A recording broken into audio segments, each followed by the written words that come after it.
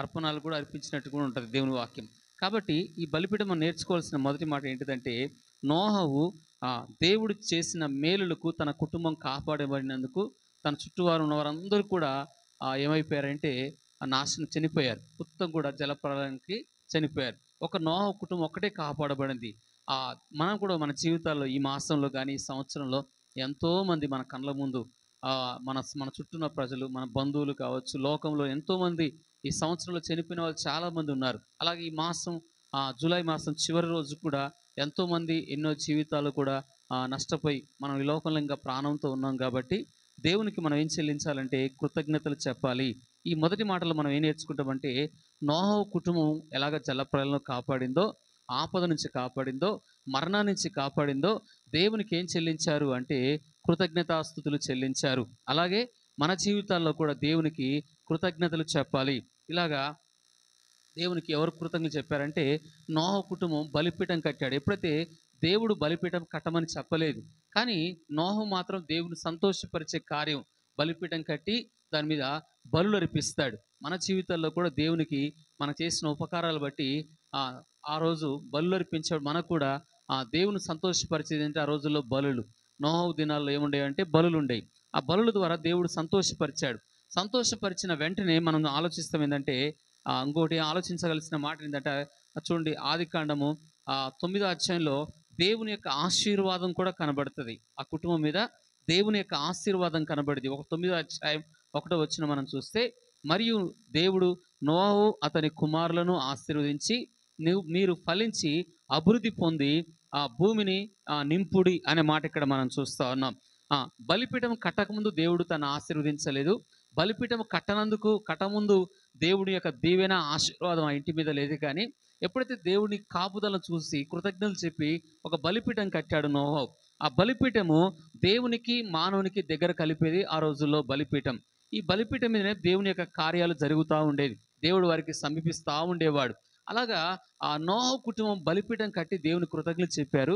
అలాగ మనం చూస్తాం దేవుని యొక్క వాక్యంలో మనం చూస్తాం. అలాగ ఆ కుటుంబం కాపాడినందుకు, ఆ కుటుంబం భద్రపరిచినందుకు, ఆ కుటుంబానికి దేవుడు క్షేమం ఇచ్చినందుకు దేవుని కృతజ్ఞతలు చెప్పి బలిపీఠం కట్టడం ద్వారా దేవుడు చేసిన ఉపకారాలకు దేవుని కృతజ్ఞతలు చెప్పారు వాళ్ళు.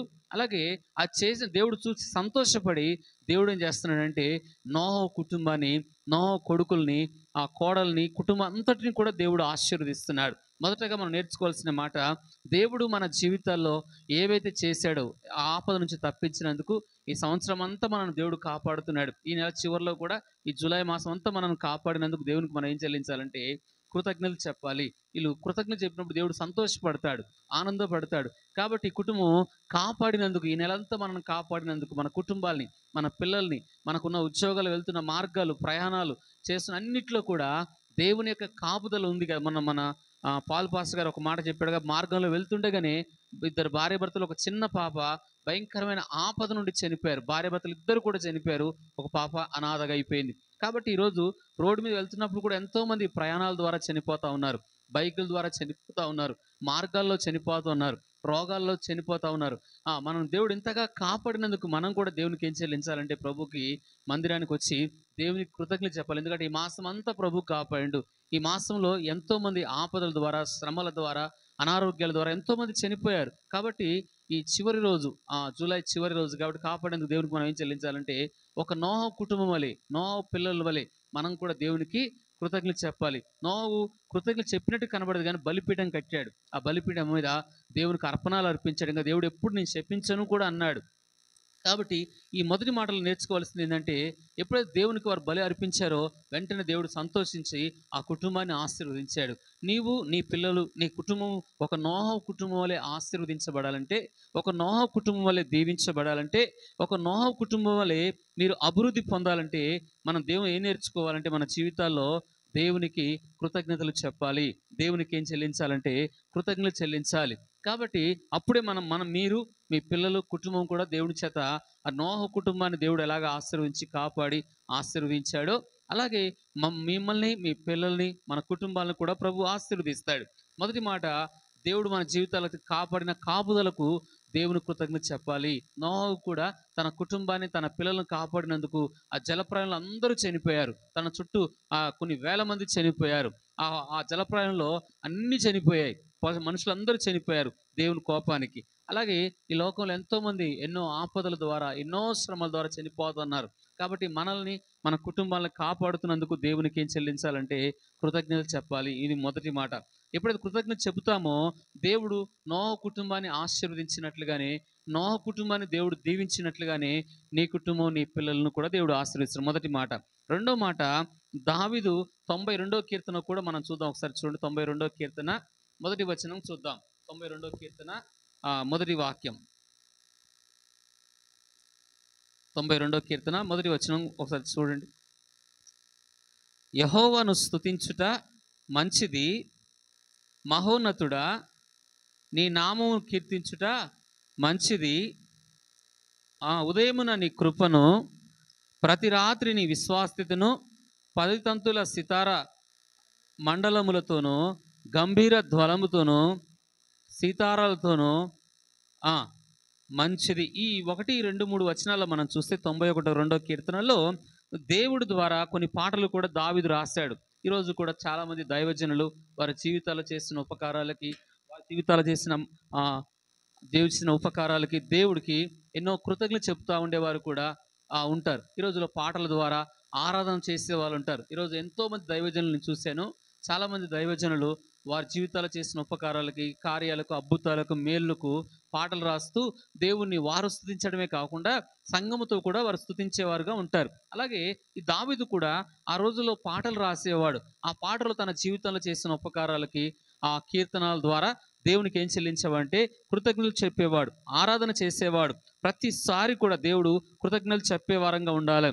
కష్టాల్లో కూడా కృతజ్ఞత చెప్పే వారంగా మనం ఉండాలి. దేవుణ్ణి మనం స్తుతి పాటల ద్వారా ఉన్నప్పుడు కృతజ్ఞతగా ప్రతిరోజు కూడా ఇది మన జీవితంలో ఒక అనుభవపూర్వకంగా ఉండాలి. ఒకరోజే కాదు కానీ మన జీవితాంతం కూడా దావీదులాగా పాటలు పాడుతూ దేవుని స్తుతించే వారంగా ఉండాలి. ఎందుకంటే ఈ లోకంలో ఏదైనా మంచిది అన్నప్పుడు దేవుడు ఏమన్నాడంటే, ఆదికాండంలో అన్ని మంచిది మంచిది అన్నాడు. ఆదామును కలగజేసినప్పుడు కూడా మంచిదే అన్నాడు. అవ్వలేకపోతే అది మంచిది కాదన్నాడు. కాబట్టి ఒంటరిగా ఉండడం మంచిది కాదన్నాడు.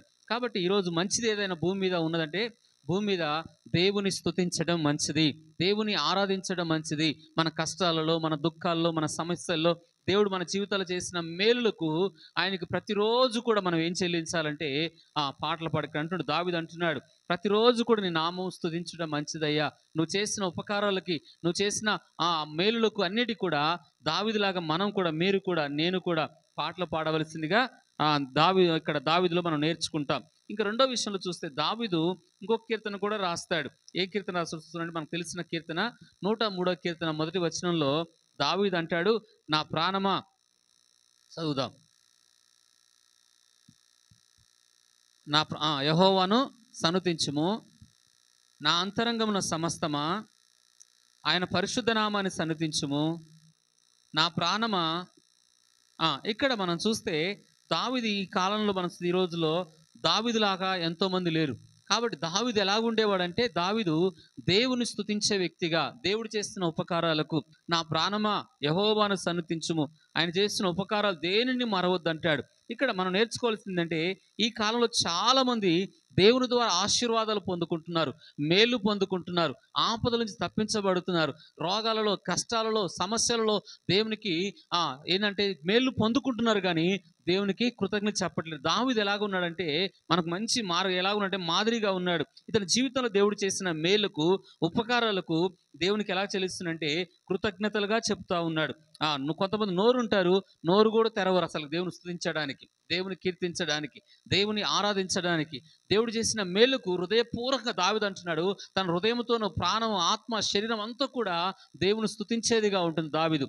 కానీ కొందరు జీవితాలు ఎన్ని మేలు పొందుకున్నా దేవుని కృతజ్ఞత చెప్పారు. ఉదాహరణకి కొత్త నిబంధనలో మనం చూస్తే 10 మంది కుష్ఠరోగులు ప్రభు యొద్దకు వస్తారు. ప్రభు యొద్దకు వచ్చినప్పుడు 10 మంది ఆపదలోనే వస్తారు, 10 మంది కష్టాల్లోనే వస్తారు, 10 మంది రోగంతో వచ్చినప్పుడు ప్రభు 10 మందిని బాగు చేస్తాడు. కానీ వచ్చి కృతజ్ఞత చెప్పింది ఒకడే.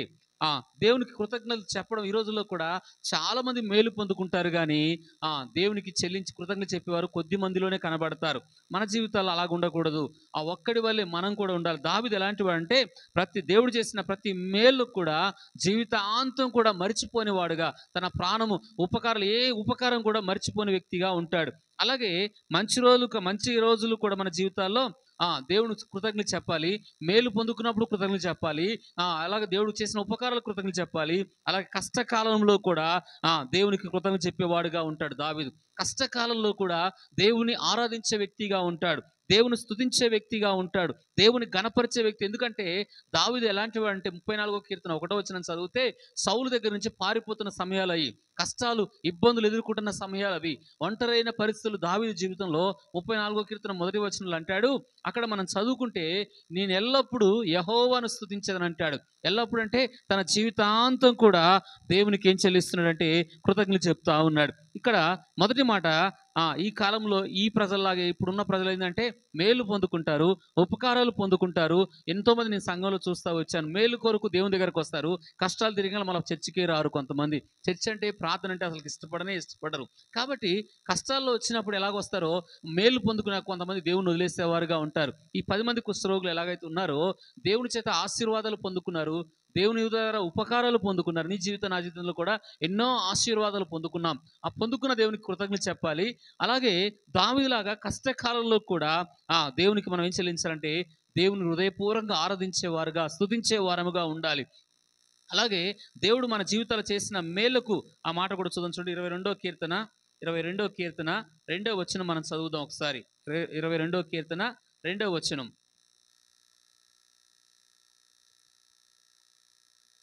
నా దేవా, నేను మొరపెడుచున్నాను,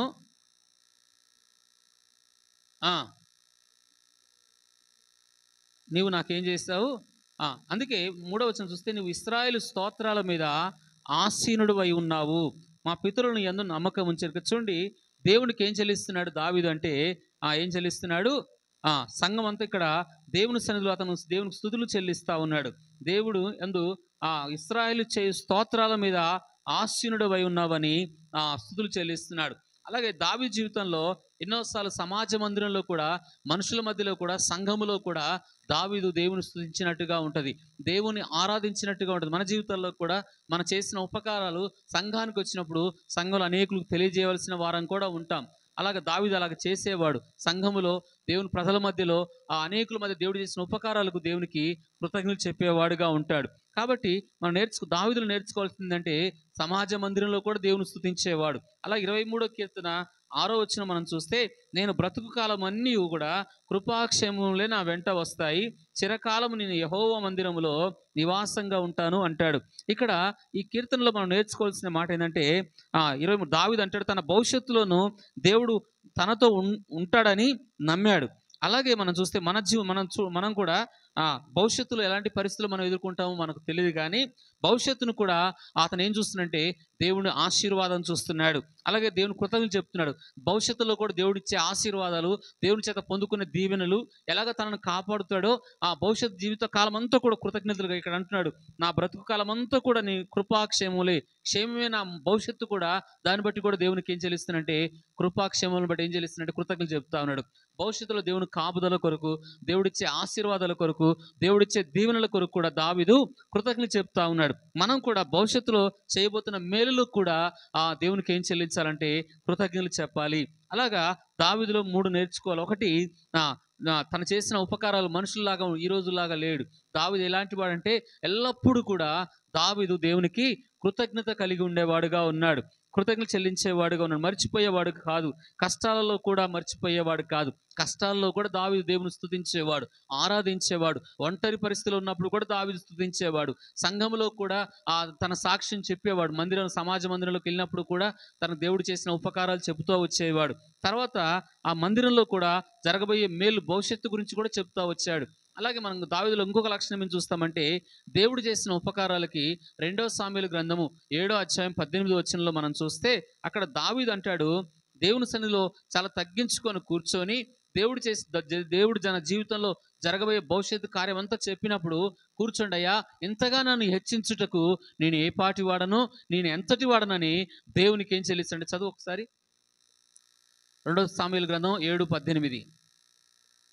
దావీదు రాజు ప్రవేశించి యెహోవా సన్నిధిలో కూర్చుండి మనవి చేసెను, నా ప్రభువా యెహోవా, ఇంతగా నన్ను నేను ఎంతటి వాడనయ్యా, ఇది నా శక్తి, నా చాలు. ఇక్కడ దావీదు అంటున్నాడు, నా శక్తి, నా తెలివి, నా జ్ఞానము, నా టాలెంట్స్ అని చెప్పుకోటాడు. కానీ అయ్యా, ఒకప్పుడు నా స్థితి ఏంటిది, ఇంత స్థాయిలోకి నన్ను తీసుకొచ్చావు, ఎంతో గొప్ప వ్యక్తిగా చేశావు. మనం ఆ దేవుడు చేసిన మేలుకి ఎలా చెల్లించాలంటే, ఒక పొలం ఉంది కదా, ఆ పొలము చాలా విస్తారమైన పంటనిచ్చాడు అనుకోండి. విస్తారమైన పంట పండినప్పుడు ఆ యజమానుడు, అబ్బా దేవుడు తను అనుకున్న దానికంటే వ్యవసాయదారుడికి ఎక్కువ పంట వచ్చి ఎక్కువ లాభం వస్తే ఆ దేవుని నమ్ముకున్న వ్యక్తి అయితే దేవునికి ఏం చెల్లిస్తాడంటే కృతజ్ఞతలు చెప్తాడు. అలాగే మన ఉద్యోగాలు చేసే వ్యక్తులు ఎలాగ ఉండాలంటే, ఉద్యోగంలో తను ఊహించిన దానికంటే, తన కలలో అనుకున్న దానికంటే, తను ఊహించిన దానికంటే గొప్ప భవిష్యత్తు దేవుడు ఆశీర్వదించాడు అనుకోండి.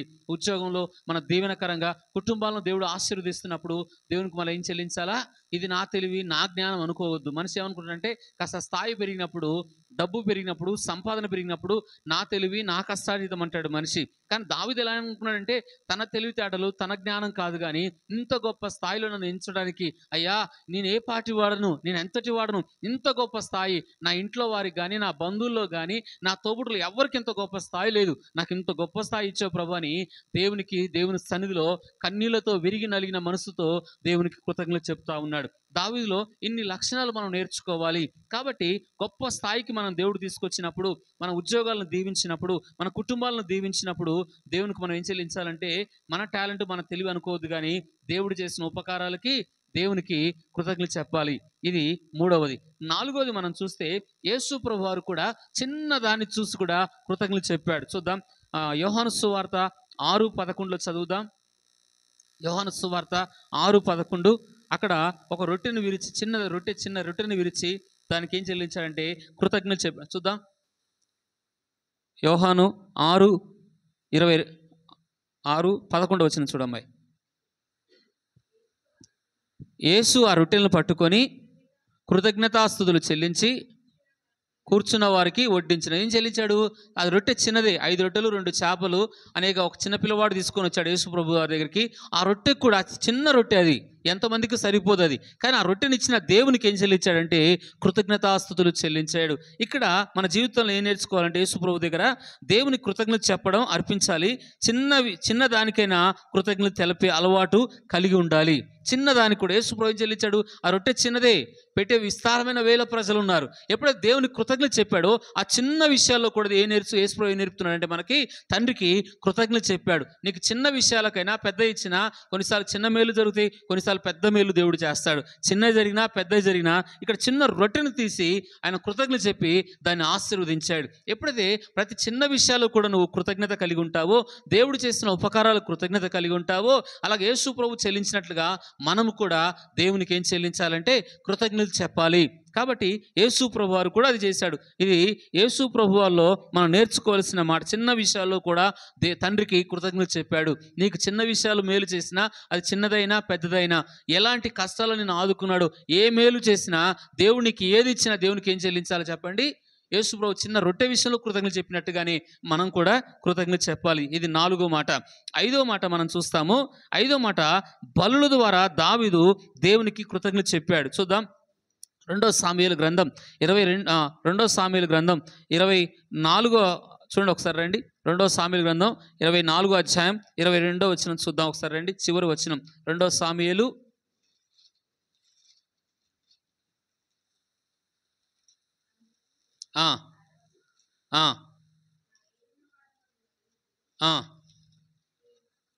నువ్వు చూచి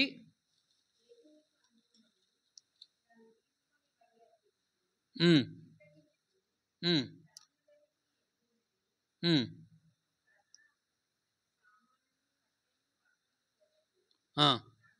ఉమ్, ఉమ్, ఉమ్,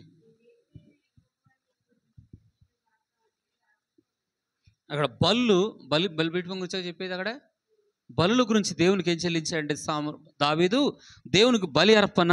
పాత నిబంధనలో దేవునికి ఖర్చుతో కూడా దేవునికి బలులు అర్పించేవాడు. దేవుడు తన జీవితంలో చేసిన ఉపకారాలకి ఆ రోజుల్లో వాళ్ళు ఏం అర్పించేవారు అంటే బలులు అర్పించేవాడు. దావీదు కూడా దేవునికి కృతజ్ఞతలు చెప్పాడు. అలాగే బలులు కూడా బలిపీఠం మీద బలి పశువులు అర్పణ అర్పించినట్టుగా ఇక్కడ మనం చూస్తాం.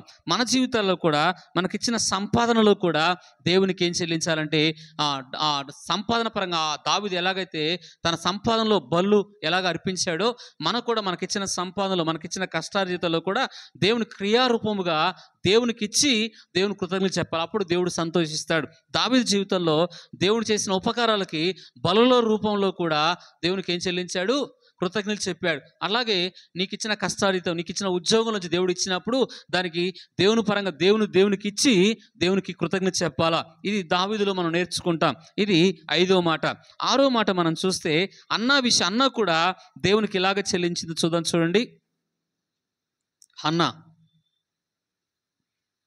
మొదటి సామెయలు గ్రంథం 1వ అధ్యాయం 27వ వచనం.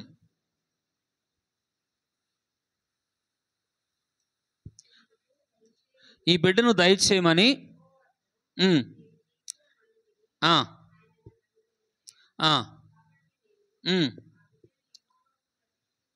చాలు. ఇక్కడ మొదటి సామెయలు 1:27లో మనం చూస్తే ఆమె దేవునికి ఏం చెల్లించిందంటే దేవుడు తన ప్రార్థనకు సమాధానం ఇచ్చినందుకు దేవునికి కృతజ్ఞత చెప్పింది, ఆరాధన చేసింది, దేవుని మహిమపరిచింది, కుమారుని కూడా ఇచ్చిన మాట నిలబెట్టుకుంది.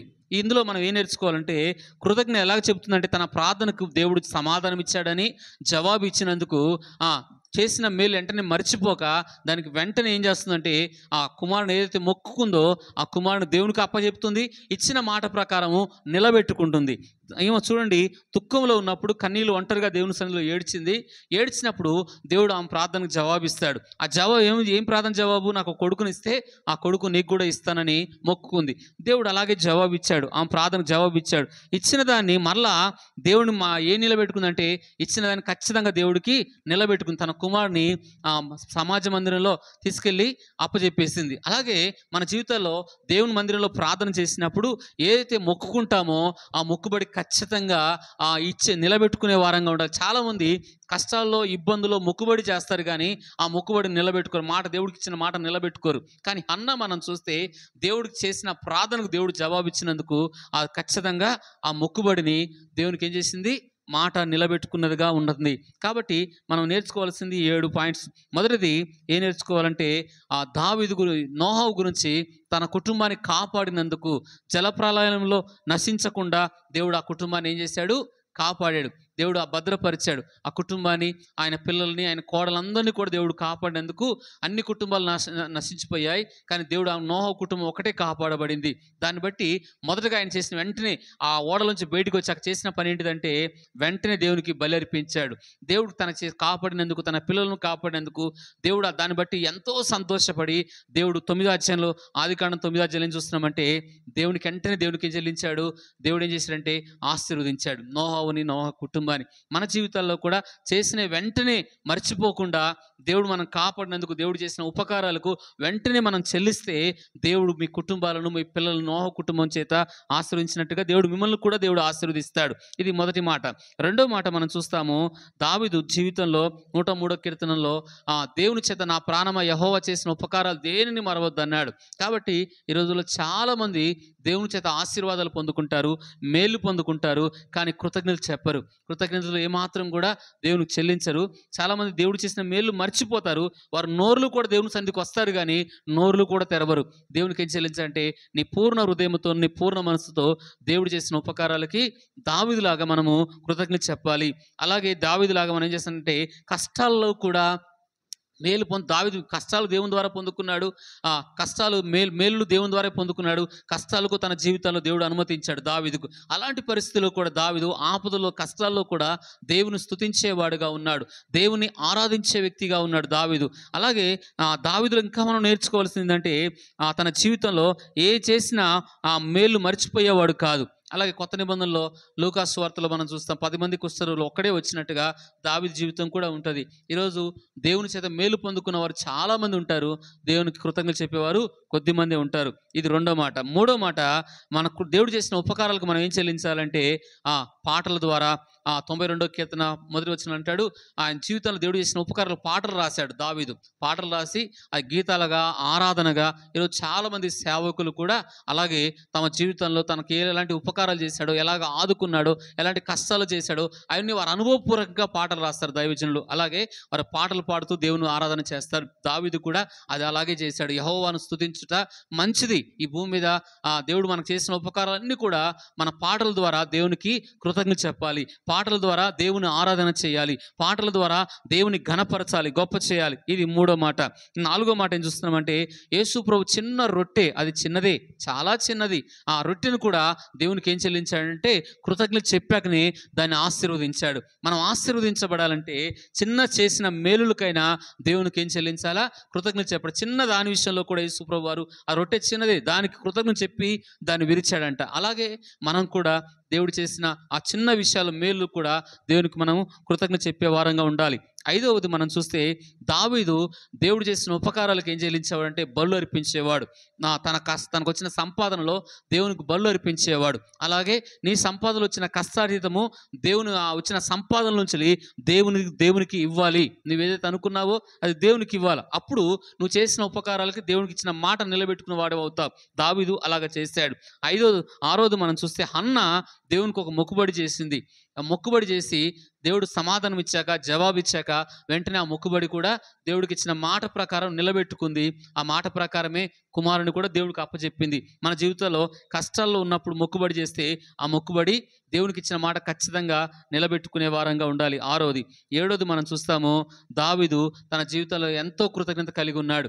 ఏడోది చూస్తే, అందుకే దేవుని సన్నిధిలో అయ్యా ఇంతగా నన్ను హెచ్చించుటకు నేను ఏ పాటి వాడనన్నాడు. తన దేవుని సన్నిధిలో కూర్చున్నయ్యా ఇంతగా నన్ను హెచ్చించావు, ఇంతగా నన్ను గొప్ప చేశావు, ఇంతగా నా కష్టాన ఈ స్థాయిలోకి నన్ను తీసుకొచ్చావు. ఒకప్పుడు నేను ఎక్కడన్నా గొర్రెలు కాస్తున్న వాడే ఉన్నాను. నా బంధువుల్లో కానీ, నా తల్లిదండ్రుల్లో కానీ, నా అన్నదమ్ముల్లో కానీ, నా దేశంలో కూడా నాలాగా గొప్పవాడు ఎవరూ కాలేదయ్యా. అసలు నా అర్హత నాకు ఏమీ లేదయ్యా. నా తెలివి, నా జ్ఞానం కాదు, నా టాలెంట్ కాదు, కానీ ఇంతగా హెచ్చించుటకు నేను ఏ పాటిని వాడనని దేవుని సన్నిధిలో దావీదు కృతజ్ఞతలు చెప్తా ఉన్నాడు.